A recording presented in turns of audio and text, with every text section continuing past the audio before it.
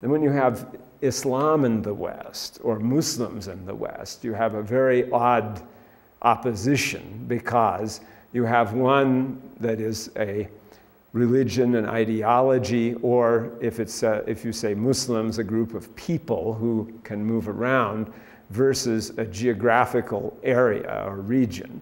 And so that sort of doesn't meet. And it's somewhat inappropriate if you view it as two similar things in opposition to each other. It's not appropriate. On the other hand, if one viewed it as the West being a fixed geographical area and Islam as some kind of suffusion of some ideology into that area from outside of it, then that might be something that would be more conceivable. But it still wouldn't necessarily be a proper way of viewing things. Persons like myself and Sheikh Hamza and Dr. Barbara, because we're going to use first name basis here, are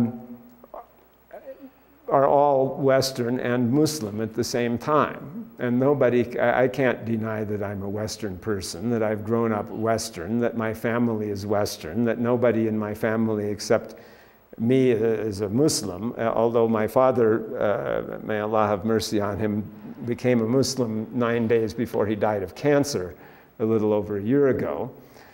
And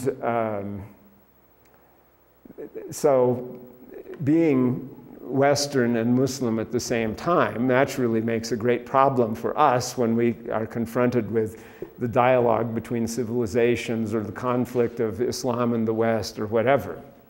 I guess because we don't see any particular conflict there, at least not between Islam and the West as things.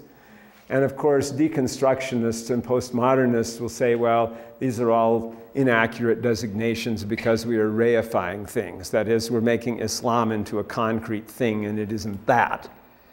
And certainly, if we do that, it denies the pluralism. That's why the title of this lecture is Muslims and the West rather than Islam and the West.